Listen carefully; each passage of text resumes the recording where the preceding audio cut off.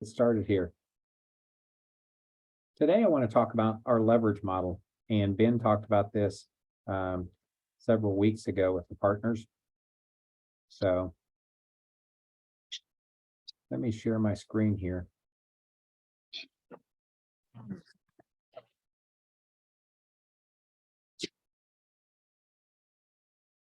And tell me when it comes up, guys.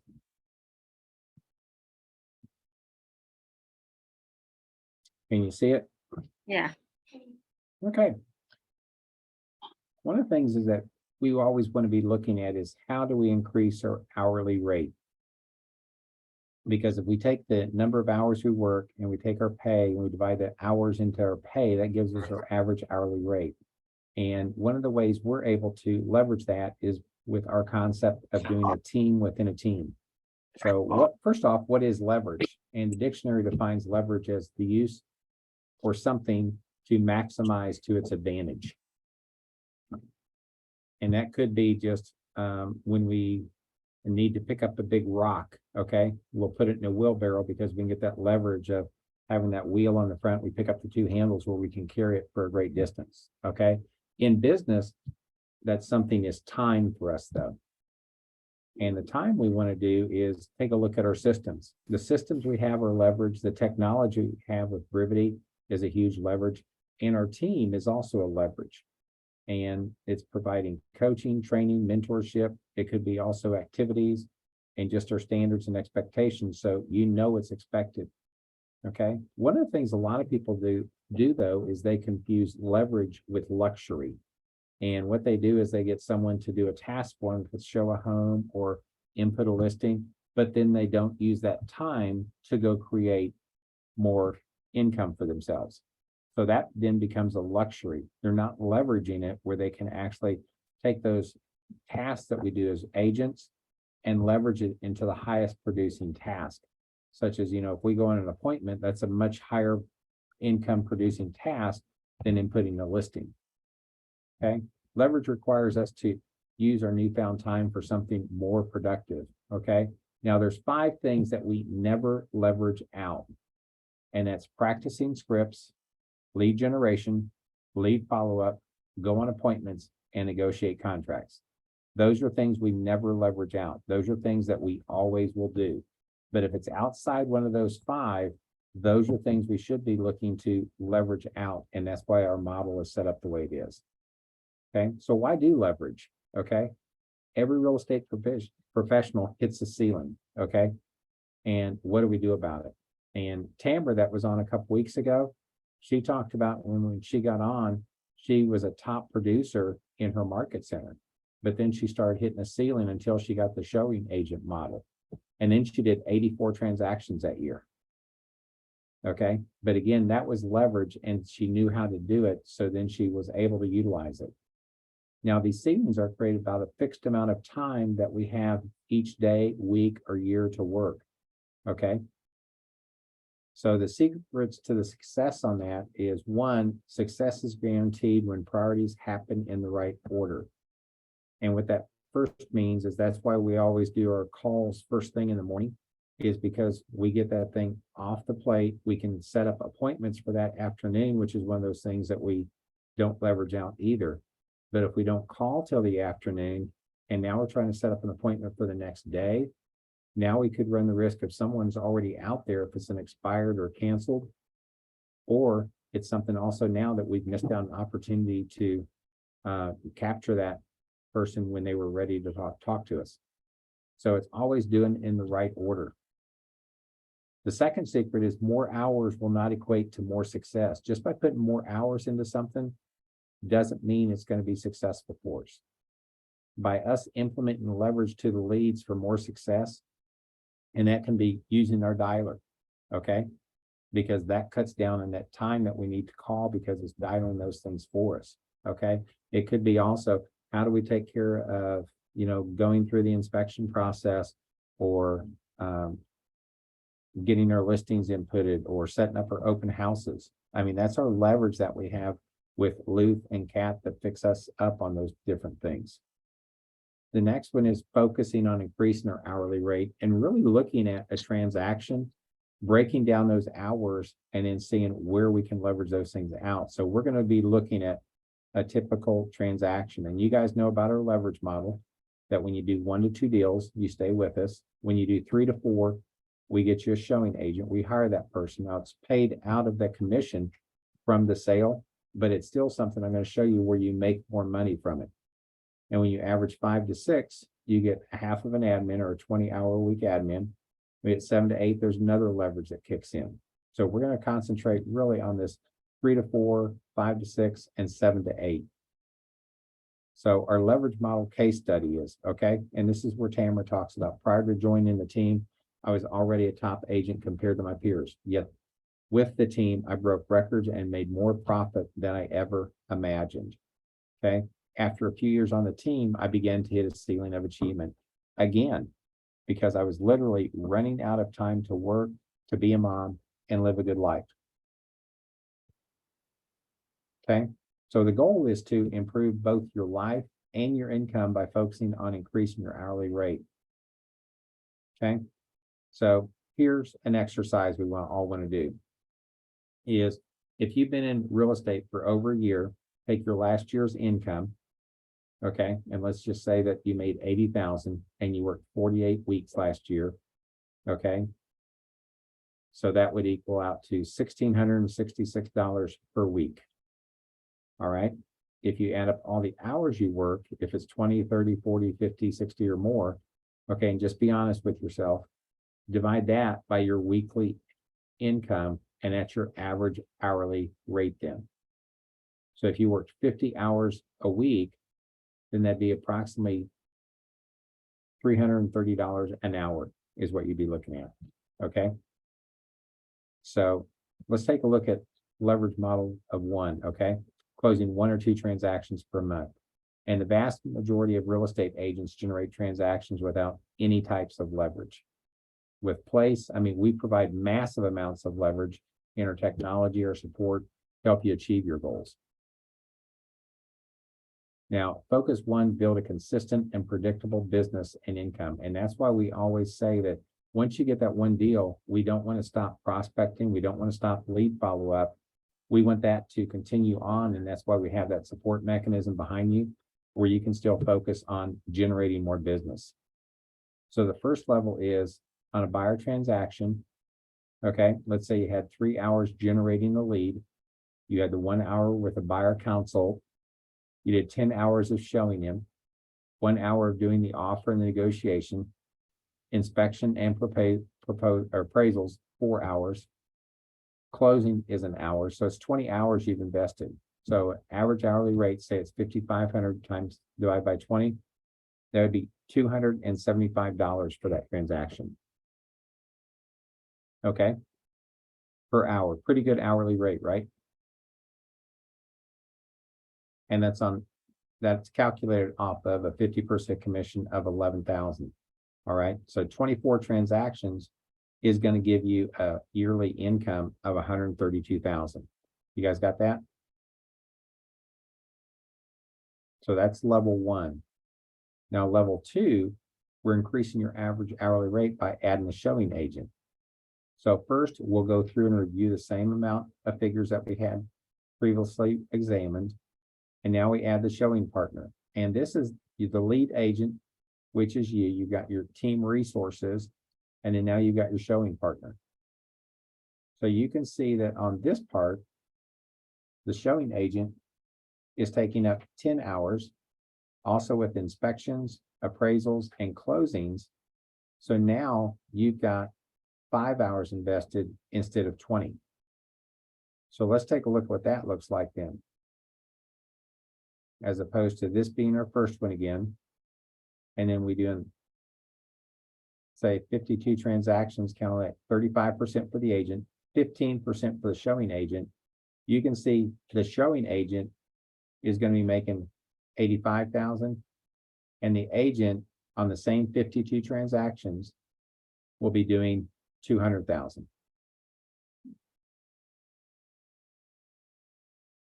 Okay, everybody see the math on that? You're able to do more units because instead of spending that time going back to this, on doing the showings and also doing the inspections and closings, you're taking that extra 15 hours and putting that back into lead generation here.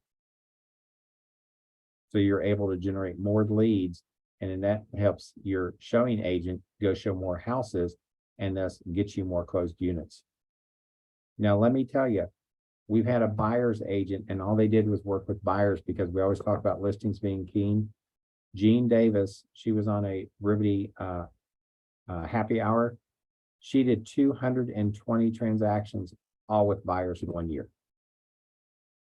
But she had a showing assistant, she had an admin person. So she used a leverage on that. Now she's not with Place, but she's very well affiliated with Rivety and also with Ben's World. But just a super job of using the showing agent model. Okay, so you can see by the time used, it really helps to leverage that back out. Now look at your average hourly rate with that. The agent's now up to $770 per hour as opposed to $275. And look at the showing agent. They're just opening doors, going to inspections, going to closings. Their average hourly rate is 110. And you've got people that want to be showing agents and they said, you know, I'll be okay with that. But again, it has to be someone that's really dedicated and taking care of things. When we had Maria on our Tennessee Power App, she talked about that showing agent covers her when she has to go out of town too. So it truly becomes a part of your team within a team. So that level 2 transaction hourly rate goes to $770. Now, let's say you increase it to 62 hours as you get better. You can see what that does for you too. And again, same commission rate, but now your average hourly rate is going to go up again because you're doing 238,000 and your showing agent is getting 102,000. And you can see what it would be at 72 units also. Remember, Tamara did 84 units. Okay, so that level 3 of closing 5 to 6 transactions per month is now you've got that team resource, showing partner, and you've got that admin or virtual assistant at that point. So you're going to be adding that too, because that admin person is paid for by the team here. Okay. But you do have to close that minimum of 5 transactions each month. So it's not something you get to 5 or 6 and then you get the admin and then the next month you go down to 2 or 1. You have to average that. Okay. If not, the agent's responsible for the remaining 50% of production if it drops below that. Okay. So closing 7 to 8 transactions per month, you get an additional piece of leverage on there too. So types of leverage that could be added is additional, could be another showing agent, which Malia Wilson, one of our top agents in Bellingham, actually had an admin and she had 2 showing agents. It could be an ISA or it could be an administrative assistant, and that's someone that's doing a full time thing at 40 hours instead of just 20 hours. Okay. Now what that looks like with an agent doing 96 units, 48 would probably be on the buyer side and 48 on the listing side.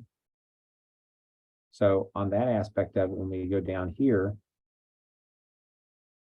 so essentially closing just about 100, by the point your career, you're going to have both time and income to take advantage of additional opportunities with Place. And that could be if you wanted to grow your own team, or it could be something where you get into coaching as well. I mean, that's one of the things that we have available to you, and that's another stream of income for you, is coaching. And the other part is you get to help other agents grow their business, which is always great to do. It could be investing in businesses too. You'll have the opportunity to invest in our mortgage companies and other businesses that we have. You've got unlimited opportunities with Place. I think you guys have all seen that. What kind of questions do you guys have around the opportunity model?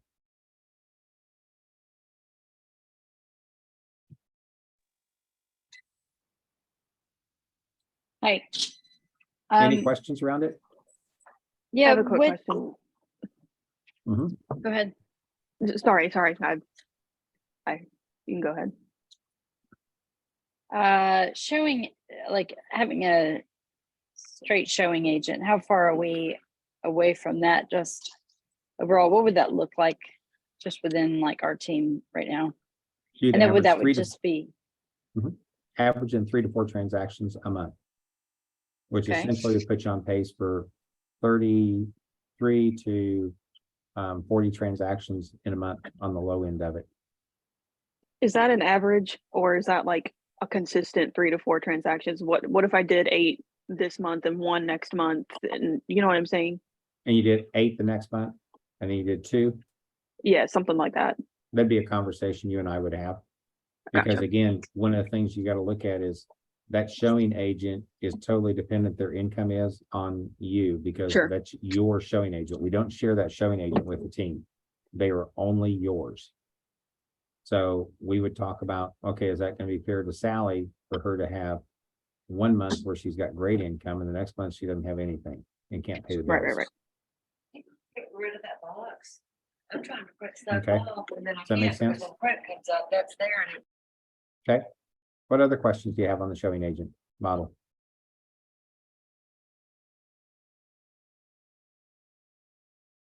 Okay. Now, the cool thing about this too is when you look at getting a showing agent, when you get to that spot, is myself or Amy and Steve will go through and do the interview process. You're not doing an interview process with that showing agent. We're actually doing the interview process. We're vetting them out, making certain that they are lined up, and then getting them started with the basic training of getting them up to go. Then we present them to you, and you're going to be involved with that hiring process as far as saying yes or no, because they're your showing agent. But one of the things we see agents do is they get to that level and they're hitting the ceiling, and then they go to hire their showing agent or admin, and they got to figure out, how do I run an ad? How do I interview? What tools do I use? And then once I get them on board, now I have to figure out about training them. Now I've got to put all that time in to make certain they're getting their training done, and their production goes down because they're not doing those 5 duties that they always need to do, which is practice scripts, lead generate, lead follow up, go on appointments, and negotiate contracts. That's a huge benefit for you. And by the time that's done, now they don't need that piece of leverage because their business is down so low. So that's why they keep hitting this ceiling and they can't get past it. And that's the great thing about what our model is we take care of that aspect so that you can just take off from where you were and shoot off great.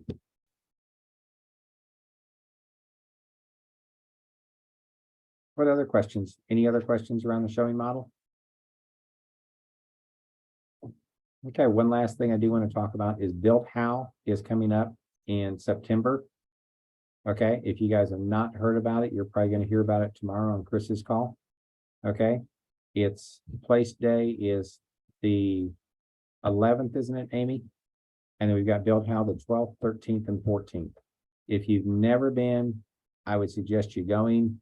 Take a look as far as what it would be like to maybe share rooms, get an Airbnb or something like that. That would be fun too. But it's an event that you will get a ton out of. You're going to make some great relationships, build up your networking base as far as for referrals in all these other cities that are sending people here. So highly recommend it. It's a great event where you can grow. All right. Amy, anything to add? I don't think so. Built How is something to seriously consider. I mean, it's insane, and it's not just about real estate. It's about the whole person, and growing it, not just your business, but yourself too. It's pretty fantastic.